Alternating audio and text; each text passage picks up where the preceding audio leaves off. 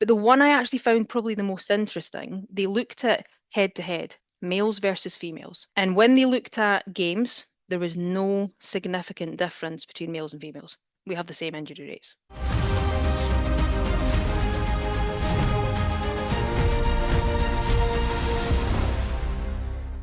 Carolyn, welcome to the podcast. Thank you very much for having me. It's very nice to be here. Yeah, it's so great to have a physio on who is immersed in the research and then also the practice. So I'm really excited to chat with you today. And a lot of the topics I've been discussing lately on the podcast are ACL reduction, performance enhancement, and just what's going on in the women's game. And if Mm. it is a female problem or if there's other things we should be focusing on other than sex differences. So I'm curious to just kick this off. What are you seeing in your practice and research on a daily basis with female athletes specifically? Yeah, so let's talk a little bit about the sort of evidence that's actually out there, right? And I'll talk about primarily the pro data because that's where we've got a lot of data with regards to injury. And I think in 2024 there was a paper released that looked at it was UEFA's elite club study, and they looked at essentially 2018 to 2022. So they had a huge kind of pack of data, and they looked at the injuries that happened within that time. Now, the first thing with this paper is that's COVID. So we know that training was not the same during COVID. But they did find that 53% of all injuries are acute, so they happen suddenly, not really a surprise. 85% of injuries are in the lower limb, not really a surprise. And then, of course, they looked at matches versus training, right? So they found that 63% of all injuries were in matches. Really, again, is that a surprise? Probably not. But they also looked at were they non-contact, were they contact? And they found out that 28% of injuries were contact and 40% of those were again in matches. So there's lots of kind of stats and things. But the one I actually found probably the most interesting, they looked at head to head, males versus females, right? And when they looked at games, there was no significant difference between males and females. We have the same injury rates, right? So males and females in games, we get roughly the same injury rate. However, this is something we can chat about, training. There is a significantly higher risk for women in training, and this is pros, this isn't amateurs, in training compared to males. So for me, what are the potential reasons why you might be getting increased injuries when you're effectively training? And I suppose you've got to think about, well, first of all, what is the experience of the athlete with regards to playing professionally, right? Do we train slightly differently? Um, if men have had a long time to learn how to become a professional, and I think if you think about your seasoned athlete, they kind of maybe know how to avoid getting injured. They maybe know their body a little bit better. And then, of course, you've got to think about, well, what's the staffing like as well? If I've got a really young, inexperienced physiotherapist who's maybe not experienced with load monitoring, who's maybe not experienced with, dealing with players, who's maybe not experienced with conflict as well, because, you get a lot of conflict sometimes with players when they want to play or whether they don't want to play. Is there something maybe around that? Now, do I have anything that says, yes, it's definitely this? Don't. Those are probably my theories. What do you think? Hey guys, just want to take a quick moment to shout out our sponsor, Simply Faster, and one of my favorite speed timing systems from them, the Free Lap. I use it for my own sprint training as well as for my athletes, and they love it. It's super easy to set up, you can take it to the field on your own, and you can get accurate speed times to track your progress. Check the Free Lap link in the caption below to start adding timing into your speed sessions. If you know me, you know I love my Free Lap. If you're serious about speed, it's time to start timing. That's really interesting with the training side of things. So Mhm. I know you're in this on a daily basis and you presented some good statistics there, but what are some reoccurring themes that you're seeing with women's players with their physical preparation or just certain weaknesses they have? What are some consistencies that might be contributing to this? So let's talk about the injuries that we get first, right? So first of all, we always talk about the ACL, right? The one thing we're seeing probably first and foremost is the hamstring. That is the one, same as the men's game. The hamstring is the thing that we are seeing more than any other injury. The next thing that we're seeing is the quadricep, right? So that makes sense. Your thigh injuries are obviously going to happen. So you talked about physical preparation there. why are young females or why are female athletes not prepared for, to use the hamstring and the quadricep? I've got to look at physical training, right? So what is their physical training been like in order to load those muscles to prepare them to do the job that they're meant to do? And I think for me, when we talk about injury, we know that in especially young female athletes, injury prevention protocols, which are primarily body weight loading, actually work amazingly well, right? We've got statistics that say that these programs do fantastic things, especially for young female athletes. They work for boys too, but in general, those body weight exercises, they work for young female athletes. What I've then got to go on and question is then, well, okay, if we're still getting those issues, what is the strength and conditioning athletic development like for those muscles? Because they're muscular injuries, so it's clearly a load-related problem. And obviously, we know we've got modifiable and then non-modifiable risk factors for these types of injuries. But when it comes to, looking at, for example, the hamstring, that's the thing we're seeing more right across football. It doesn't matter what cohort you look at, males, females, we're seeing hamstring injuries. I was at the FIFA conference recently and they spoke about intensity of the game. Like over the last kind of 15, 20 years, the intensity of the game has just gone up and up and up. And the question that we have to ask ourselves is, do we prep our athletes for that?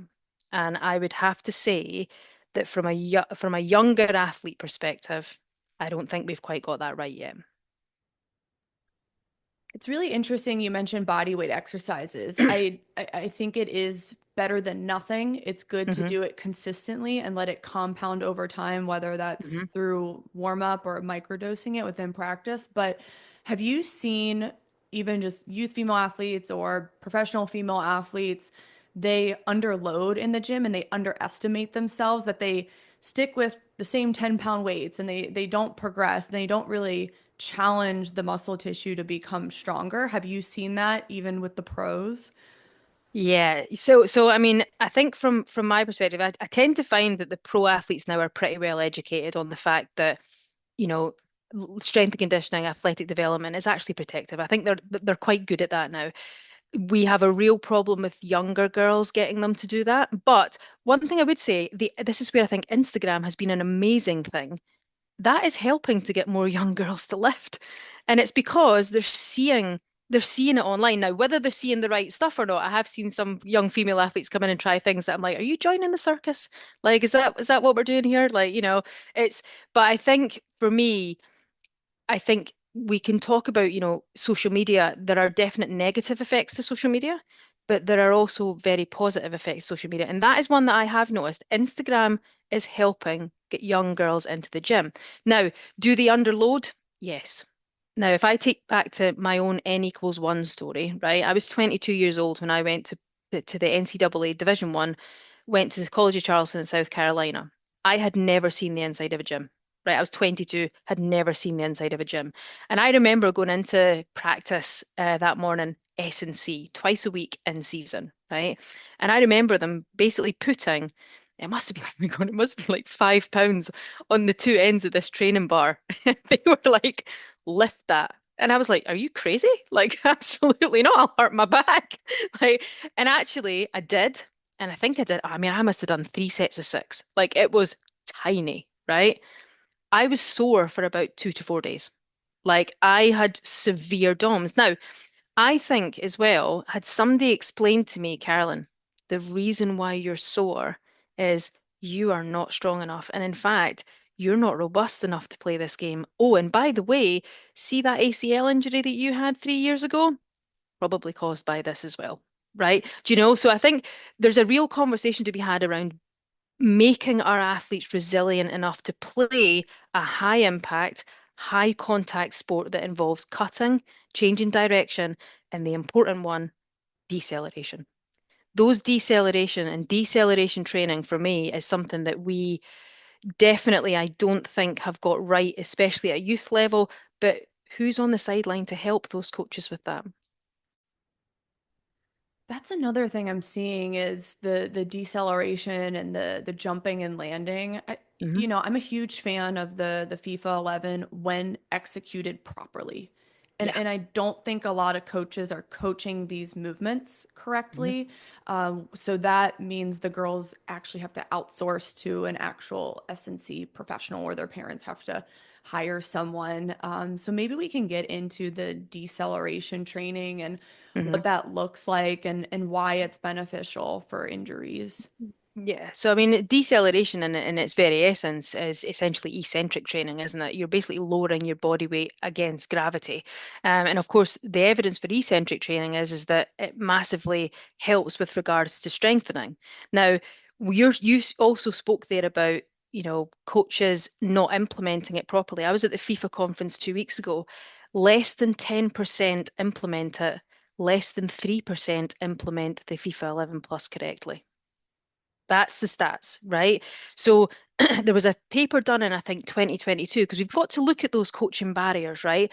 I'm an ex-player. I'm a physiotherapist. I have sat on the sideline and watched countless training sessions. But if you said to me, hey, Carolyn, do you want to jump in here and just take that rondo? Do you want to just jump in here and take that possession drill? Now, I know what they're doing, you know. So when I say to a coach, hey, do you want to take the FIFA 11 plus?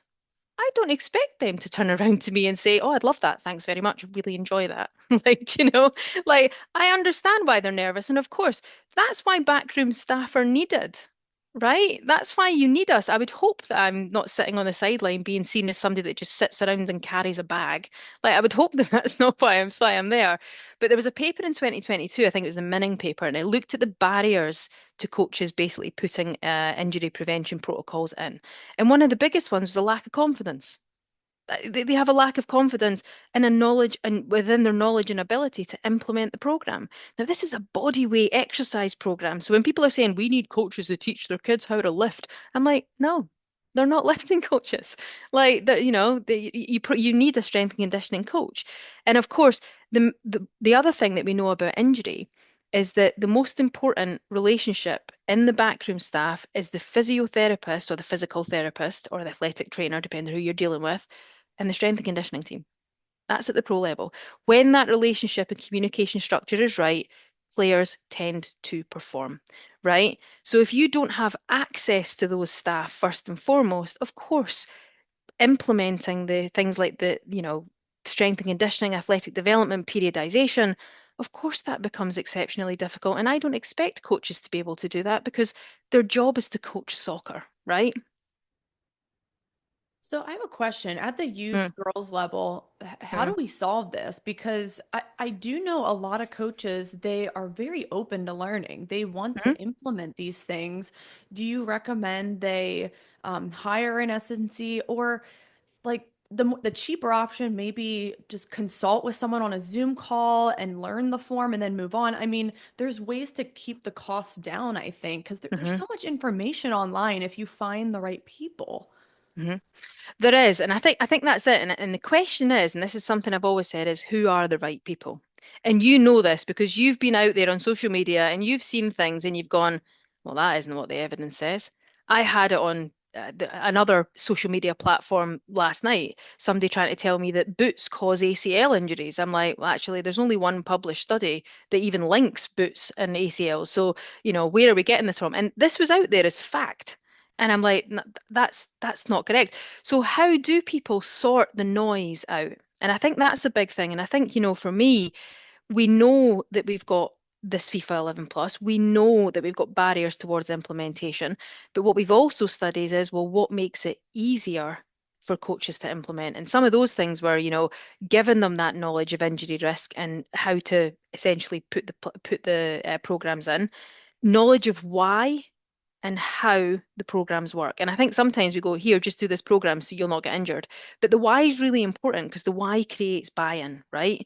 If you've not got buy-in in an athlete, why should they do it, right? And convincing them, and if I go back to my kind of deadlift story, if somebody had said to me, hey, Carolyn, this is actually going to make you change direction quicker. This actually might allow you to stop or take someone on or get by a player better. How did you sell that to me? Right? Because it got sold as this is something you have to do, just do it. Right? And I'm not blaming those people at all because they were doing their jobs, and it's my fault for not essentially looking at looking at it and going, well, why am I sore? Taking responsibility. What is it about me? Everybody else is lifting, right? And then, of course, when we talk about those sort of kind of things, how can we make it better? There's a couple of apps that are actually out there, right? So sometimes with regards to injury prevention, there's the IOC Get Set Train Smarter app, right? So you can have it literally in your pocket and you can take it through. But actually, what they spoke about at FIFA 2 weeks ago, there's another one. It's only available in the United States, so you have to have a United States cell phone number, but it's called the Reduce Injury Improve Performance app. And that actually has like the kind of the players are able to tick off when they've done it. The coach is able to see when they've done it. It empowers the players to take control of it. And let's be honest, right? The players need to take control of this. But when it comes to the marketing of injury prevention, how cool is it to say to somebody, yeah, you'll not get injured. You'll just you'll not get injured, right? Because what I find at the very, very youth level, they think they're bulletproof, right? Even although that we know stats, especially in America, ACL injuries are doing that. They are just going up, right? So when we talk about ACL injuries with regards to youth players, we need to get youth players doing these body weight exercises. But I think we also need to have that progression that when they're ready, we can move them on. Because one question I kind of maybe have for you is, do injury prevention programs need an upgrade? Mm, I absolutely think they do. I knew you were going to Well, say that. well, it's coming back to what you said about load and how the game's becoming so much more intense. Even in youth girls, it's becoming more intense, especially at the ECNL and GA levels in the United Hmm. States. It's just more fast-paced, more aggressive. Girls are Hmm. getting a lot stronger. So we have to prepare them for that. And I think, again, I think coaches really need to bring out in our young girls that they can do it. You can progress. You can lift a little bit heavier than just the 10s or 15-pound dumbbells. And even just the other day, I did an assessment with a girl and she was about 100 pounds, just a young high school female athlete. And I was like, look, you're going to deadlift your body weight today. And she looks at me like, "What?" And I'm like, "You are. We're going to learn form. We're going to make sure your form is perfect on day one. And yes, that's Hmm. possible too, as Hmm. long as you coach it well." And she deadlifted 100 pounds and was smooth as butter. And she goes, "Wow, that Yeah. was that And, wasn't and so bad." And I'm like, "See, you can do it." And I just think we need to encourage girls that you can lift the heavy weights and they are underestimating themselves and their abilities. did you call her the day after and see how she was feeling though? That's what I want to know. Well, I mean, if any new stimulus, she's going to get some Yeah. DOMs. But Hmm. we only did one rep at a Hmm. time, so it wasn't high volume. And do you know what? And that's a really interesting point, right? Because you combine high volume and you combine eccentrics. What are you going to get? DOMs, Mm, right? So, and I think there's an element of, well, is there training load and training error? So that's number one. Two, prep the athlete. Listen, when we do this, you're going to be a little bit uncomfortable, but as we go through this over the next 6 to 12 weeks, that discomfort is going to settle. And guess what? There's a chance we can make you faster and better. How does that sound? Do you know? And yeah. as I said, it's how you sell it to them. And I think, if there's one thing I've learned from, and I know we're going to talk about this later, but the social media sphere and how they're getting things out there that are completely and utterly false, right? Um, if there's one thing I've learned, marketing. So let's say content is king, marketing is queen. Marketing is so important. And I think that's maybe something that we maybe need to have a little look at when we're trying to sell any intervention. What's the marketing like for the player? But also, and this is a big thing that's on my radar at the moment, player voice. Have you asked the players what they think? Because I think sometimes we're sometimes a little bit guilty of doing things to players or assuming that players are on board. And actually, when you speak to the players, they're like, I don't want to do that. Like when I tried to implement the FIFA 11 Plus at one of the clubs I was with, oh my God, did they moan about it? Like, did they moan about it? I had so many conversations. And of course, it's little things you might not even think about. With the younger athlete, there's been some work being done by Leeds Beckett University trying to get the FIFA 11 plus or injury prevention protocols into schools, right? So they've taken it along, and who do they have to teach? The teachers. They've shown them the Nordic hamstring exercise, and the teachers have literally gone, You must be joking. There is not one of our students that is going to hold someone's feet and put their face close to someone's butt. It's not going to happen, right? So, how do you implement it? And us going, oh, but hang on a second, it really cuts hamstring injuries. Like they don't care, you know? Yeah, that's so funny you say that because I think when we approach it from like, yes, injury reduction's cool and Mm, amazing, but I think girls are more interested in the performance. And I think when we focus on the performance and we say, hey, injury is going to be just a result of that, just a result of you getting faster and stronger and able to change direction quickly. mm, I think they just like when you sell it as performance. Like you said, that being able to deadlift, it builds your speed muscles and your hamstrings and your glutes. So yeah, I think the injury reduction sell is like, mm. which Well, is that exa interesting. I know, and you've no idea how much that actually hurts me, by the way. Like you've no idea how like it really cuts me to my core as a physiotherapist. Like I want players not to be injured, not only because it makes my life easier, because obviously, like I don't have as much work to do when they're not injured, but of course, it's one of those things that if the player is out there enjoying their football and, or soccer, I should call it soccer rather than football, I'm happy, the player's happy, right? But what we know about football and soccer, the intensity of this sport is getting going up and up. And we know that as well from the stats at the international level. When I think it was last year, I was at the FIFA conference, and they were saying that the data that's taken in pre-season for international level soccer players, by mid-season, it's out of date. They can't use it for returning because the players are just improving so much because they're getting the correct input, right? And the whole thing about you build female athletes. And my question is, what is it that you're doing with them in order to make them more robust? And, if they're not wanting to do the Nordic hamstring the exercise, okay, well, what other options do we have? Do we have RDLs? And if we are doing RDLs, are they done properly? Because it's a very easy exercise to get wrong. Have we potentially got a split RDL that we can possibly do? A double leg deadlift? There's all of these things that we can potentially do instead. But let's be honest, though, you and I have that knowledge because we've trained in athletic development, right? Um, Coaches, I don't expect to have that knowledge. If you asked me to run a session, I could put a basic session down for you. Could I then do a more advanced session? I'm not so sure I could. Yeah, I think it's so key to make sure girls are looking forward to what they're doing. And if Mm. they're not, it's either an exercise selection issue or you just not explaining it enough. I think in the youth level, it can be exercise selection, especially Mhm. with running and conditioning type drills or even just the warm up. I have some girls who they just jog 5 laps around the field as their warm up, and that's what the coach is doing. And they all hate it. They, they're like, actually, I had a girl the other day. She's like, I don't want to go to practice because we do this every day. And I'm like, Mm. that's not good if she's not looking forward to practice.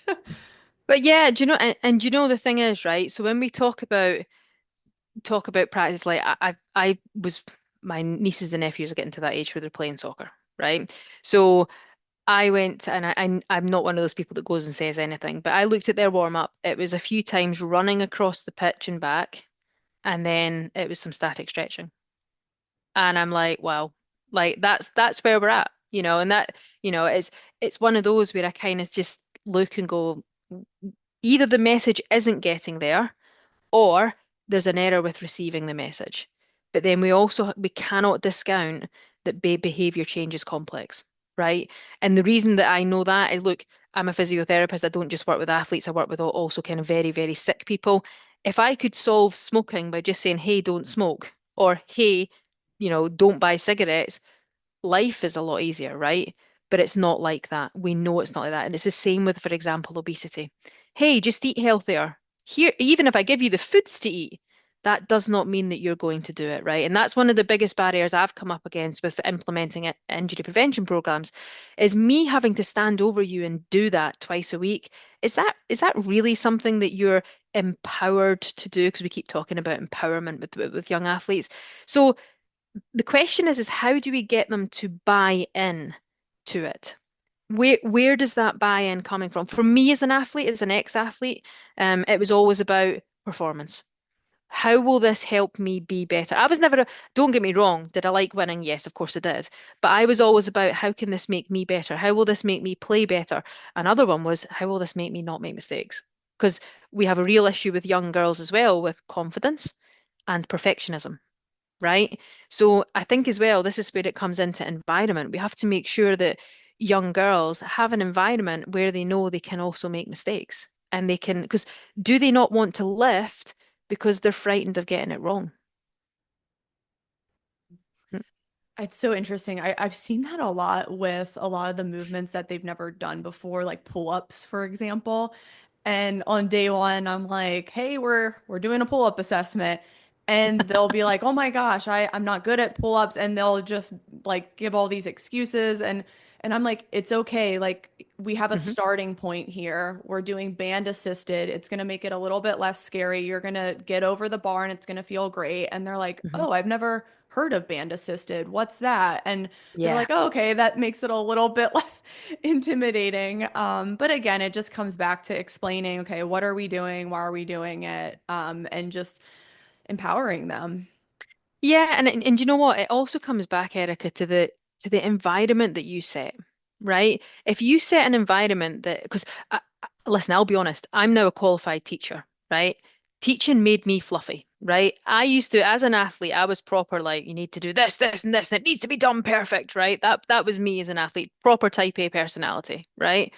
Perfectionist, did not like to make mistakes, right? But actually, as a teacher, I know because I have, kind of students that are at all different levels of learning, and some have learning needs, some have, need extra support. So there's lots of things I have to take into consideration. You have that in coaching as well. You might have some students who have, for example, some players have ADHD, right? So actually, if you're going to run a session that is, needing a whole load of extra instructions and you're having to stand there and explain a lot of instructions, they might struggle with that, you know. But one of the things I've found going into teaching is if I get the environment right and I show them the steps to where they can succeed and a pathway so they can see it's realistic to succeed, actually I tend to find they engage more, right? And I've also found myself with athletes asking more open-ended questions. Okay, what do you feel that you need to be able to do? And the problem is, Erica, that's time consuming. And it's something that if you're a coach who's got 20 athletes, do you have time to do that for everybody? It's difficult, isn't it? I love that, showing them a pathway and Hmm. where we're planning to go. And I see that a lot when there's a lot of body weight exercises and coaches are implementing that. A lot of girls are like, okay, like what's after this? Like what's the progression? And then when you explain that, okay, eventually we're going to load and it's really going to give you some more strength, then Hmm. it really clicks for them. They're like, Hmm. okay, there's steps to kind of graduate onto, like in school. So Yeah, yeah. it's a good way to relate to exercise. And I think that's probably one of the biggest criticisms around some of the bodyweight injury prevention protocols. There's no progression, right? And even although they've got beginner, intermediate, advanced levels, I think if you took those protocols to an athletic development specialist and said, is this an advanced exercise, this side plank? They would go, no. Do you know what I'm saying? Like, so, and I think for me, I would really like to see it because when I set up Women's Football Hub, right, I went around and I said to people, hey, what type of kind of information is it you're wanting, right? Athletic development S&C was one of the top ones. That is what they want. Wasn't injury prevention, right? Wasn't sports medicine, wasn't podiatry. It was nutrition, psychology, athletic development. That was the three things that you will get buy-in with. And the question is, for me, how do you make injury prevention part of athletic development? I think it already is. I think it's the starting point of athletic development. That's my own bias, right? You start with the bodyweight exercises, but eventually you progress. Now, don't forget that injury prevention protocols work via neuromuscular training. That's why the plyometric section is so important. And there's a lot of chat at the moment about making sure that we're training the brain. you know? So can we potentially make some of these exercises more difficult by adding a cognitive task? Just like you would with your change of direction work, you would add a cognitive bias for it to become agility, right? So there's all of those things that I think we can think of. And again, it comes down to how inventive are you as a coach, right?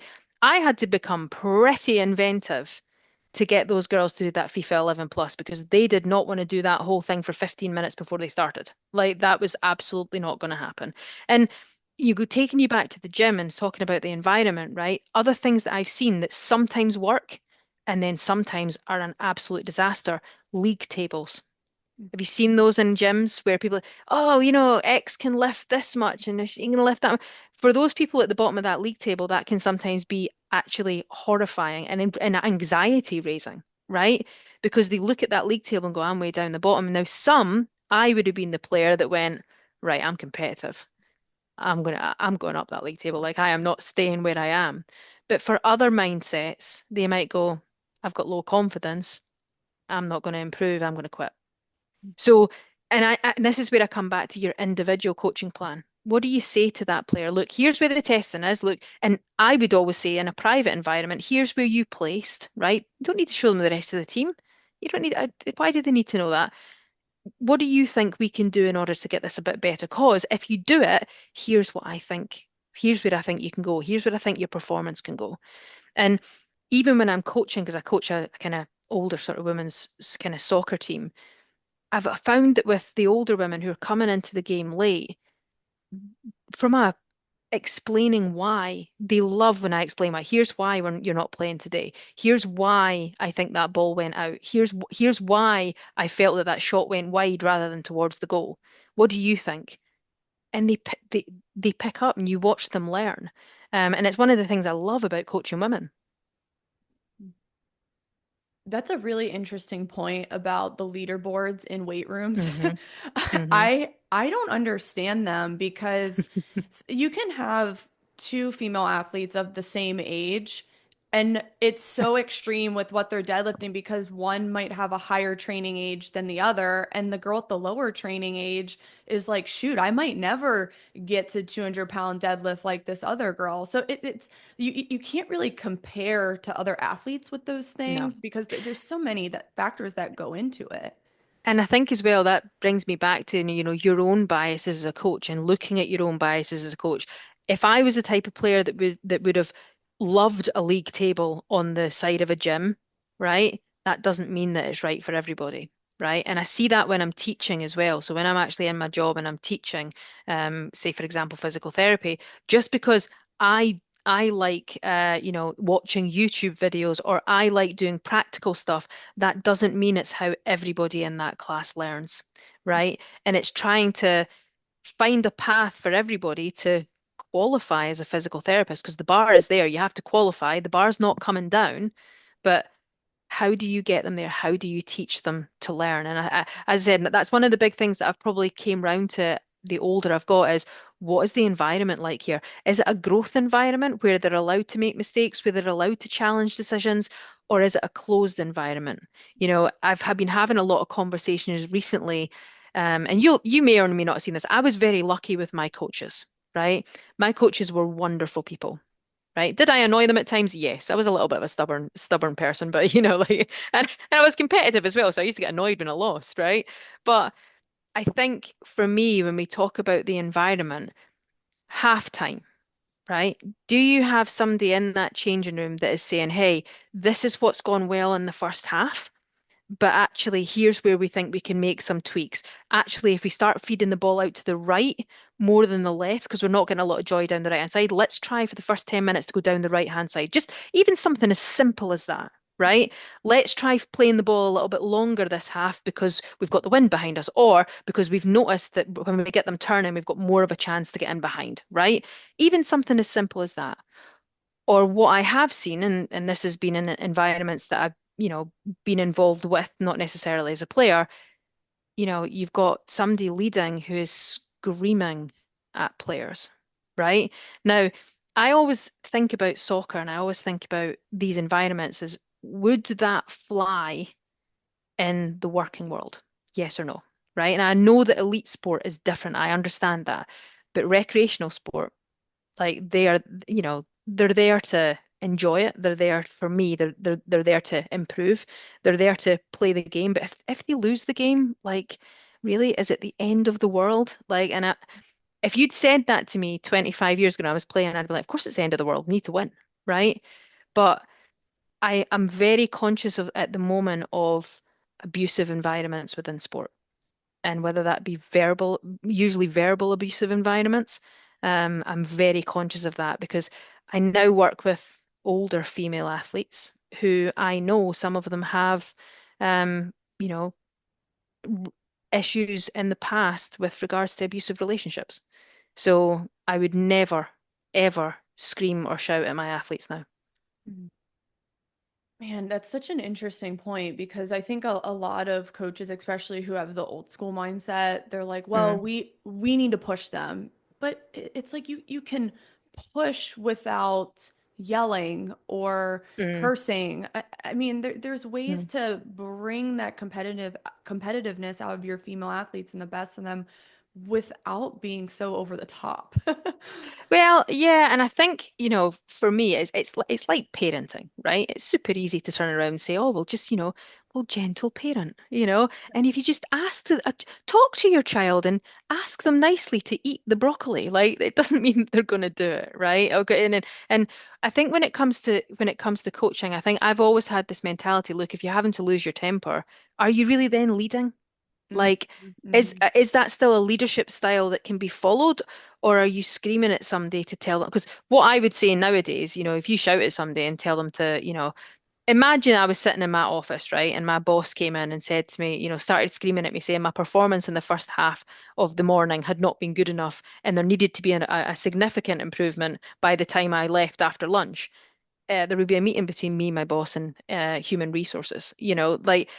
And everyone will say to me, "Oh, but sport's different." I'm like, "Is it? Is it though?" Like, you're still trying to get an improvement out of an athlete.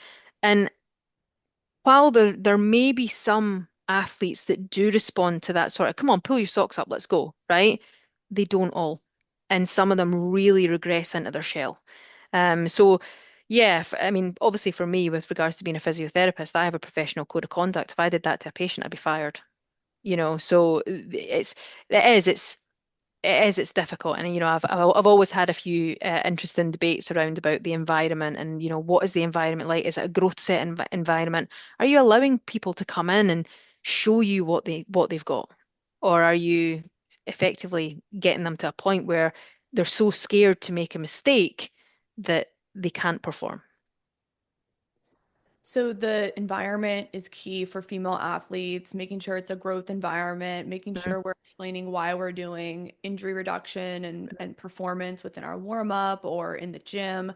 Now, I want to quickly ask you about the menstrual cycle because there's a lot of talk around this with it increasing ACL risk during certain times of the month Mhm. and just a lot of messaging online that is Mhm.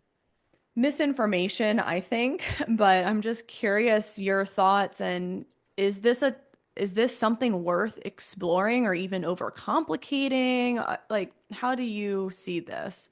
So I saw you had Professor Kirsty Elliott Sale on your podcast, right? Now she's probably way more embedded in the literature than I am, but I'm going to reinforce her message. Menstrual cycle syncing is a myth. It was created by social media, right? Now, where my sort of knowledge of the menstrual cycle comes in is with regards to ACL injuries. And for a long time, we had evidence that basically said, hey, mid-ovulation, just before the egg is released, there is a spike in estrogen that is potentially a time where you might get increased risks of ACLs because estrogen effectively can increase laxity, right? However, when we speak to players, players are saying, no, no, I did not tear my ACL mid-cycle. I tore my ACL on my period, right? So both, that's when estrogen's really low. Both cannot be true. Is it high or is it low? Which one is it, right? Now, Dr. Georgie Broombills, who's worked with Chelsea, and she obviously has the app Fitter Women, I think she had some theories on why they may be tearing on their tearing their ACL potentially while they were on their period. And that could be something like, for example, is the rate of inflammation in the body higher? Have you not slept very well around about your period? So I think there's definitely, I would say, I think I'm fair to say this, it's being questioned at the moment as to, right, well, which one is it? Right. And the other thing that they're kind of looking at with regards to the sort of mid ovulation where the estrogen is high, when they did those studies, they didn't actually take the blood results. So we probably need to take the blood result just to be a little bit, to be more scientific and to actually hammer home on that point. But I went to an ACL conference maybe a month ago, and they were like, hormones are absolutely a thing. So I think what I would say is it's currently being re-investigated. But from a hormonal perspective, if you're interested in, go and listen to Professor Kirsty Elliott, Georgie Broomville's, or Kelly McNulty. They are very, very good. Hmm. Yeah, and also Dr. Lauren Colenso. Oh yes, Calesio Yeah. Semple. I saw you had her on. And She's she fabulous. said something I didn't know about a lot of the research that's been done on this, but a lot of it's based off of rodent models. Mice, male mice as well. Like, Right. So it's like, all right, let's just like get rid of all that research from the past 5 years and just be in this holding pattern right now. And while we're in this holding pattern, what's controllable that really impacts injury risk that we can focus on? And you mentioned proper nutrition, sleep, and hmm doing these things consistently. I don't think you have to change them yeah. during the month. Like, let's do it the entire month, the entire year, the best we can. Hey, let me give you another one that's annoying me at the moment, right? So here's my theory at the moment, right? Everybody's wearing these wearables, right? Fine, right? Whatever type of wearable you want to ring, you want to watch, you want a nose ring, I don't know. Like wear whatever it is that you need to wear. But I have this theory that psychologically those are limiting athletes. And, I almost, maybe I'm old school. Can we maybe just go back to asking them how they feel? Like, how did you sleep last night? Actually, pretty good, but my watch says I need 72 hours of recovery, but you did nothing yesterday. Like, and by the way, we've got a game tomorrow, so that's not happening. Like, so so there's all these things that I kind of think about, and I just I love data and I love tech, right? I love it, right? But I also think that we maybe not got everything quite right in the background there. And actually, I like to, when we talk about this word empowerment, like trust yourself. How do you feel? Tell me, how do you feel today? Oh, I used to turn up to games and I feel like I've got slow feet today. Like I've no idea why I feel like but there was other times I used to turn up and I'm like, I am absolutely buzzing. Now, was that how I slept? Was it what I've eaten? Was it how much rest I've had? What had I had a stressful day? Like, listen, if I could work out exactly what it was and give everybody the magic formula, I would be making an absolute fortune. But I also think that we need to get athletes to trust themselves, trust in their own bodies, and maybe just have a little look at how much psychological fear there is when they're getting something telling them first thing in the morning that, oh, you had a terrible night's sleep. Yeah. I'm really glad you mentioned the tracking apps because I mean, you're thinking like a scientist. You do like technology and data, but you also recognize the limitations of some of these things. And with like the sleeping ones, when I tried them, I got so much anxiety before bed because I was like, oh my gosh, I got to get a good score on my watch. And then I slept horribly. Like, Mm. I think it can cause more harm than good because there's that psychological fear around it. Oh, I have to get a good score. And yeah, I think some athletes don't do well with it. You need to know yourself. And it's remembering that female athletes are at the psychological fear end when we try to return to sport after ACL as well. So, we know that female athletes are more fearful. Now, whatever the reason is, but behind that, we have to watch out for psychological fear, and we need to be careful that we're not doing or saying things to them that increases that psychological fear. And I always have this thing, well, if they're turning up and they're being told that they need 72 hours of recovery, how are they going to train that day? Say you're doing a hard session, are they going to put everything into that? Or are they going to go in there already psychologically limited, basically saying, my watch says, I'm like, yeah, but well, how do you feel? If you hadn't worn that watch today, How would you have turned up today? How would you, and are you giving your best if something's already telling you that you're not capable? You know, imagine the coach before a training session said to certain players, "You're not going to play well today." You would never do that. So why, and as I said, I am very pro tech. I really, really am, but I'm pro tech in the right circumstances. And I think there's a whole load of other issues that we need to talk about, especially with regards to data, in regards to data collection for female athletes. So, but yeah, I do have this sense at the moment that some of these technological advances might actually be psychologically limiting our athletes. And even with some of the period tracking apps or just the language around the cycle, oh, you're going to not feel great during the luteal phase, but that's not true for everyone. And Mm, I think it comes back to the individual and how do you feel? And I mean, personally, I feel great on my luteal. I do speed sessions. I still progress in the gym. I keep it moving. mm. But there's some nutrition components to that as well and taking care of yourself so you don't have negative symptoms. But I think if female athletes are seeing from like Women's Health magazine, for example, oh, during the luteal phase, you need to do yoga or light stretching, they're going to take it literally and they might actually be feeling fine during that week. Well, do you know what? That's it. And I think there's a fine line between giving somebody the information and starting to control everything about their life, right? Because I think at the end of the day, I always come back to consent. What do you want to do? And if you are going to do this, here's the reasons why I know that you should do this, right? So, but I never say, I mean, I'm very rarely ever with an athlete would say, you got to do this, right? There has maybe been times, for example, like, oh, Caroline, I'm really struggling with my rehab after my ACL. It's feeling like it's really sloggy. And there maybe has been times where I've had to be a bit motivational and go, hey, listen, I know it's a hard day, but we've got to get through this because remember how important this is. Remember where you want to get back to, right? But yeah, I think, do you know what there is as well? There's so much information out there in so many different formats. And I've been through what, 3, 4 degrees now that I've been through. And the first thing they tell you is critical thinking, right? Who is that person? What are their credentials to say what they're saying? And, as I said, if you're looking for anything with regards to, menstrual cycles, there are definite people out there, like as we've spoken about, Professor Kirsty Elliott Sale, etc., who, they say the right things. And the Fitter Women app I actually really like. Like I do like that app. And um I think, yeah. Am I the type of person that needs tart cherry juice before I go to bed? No.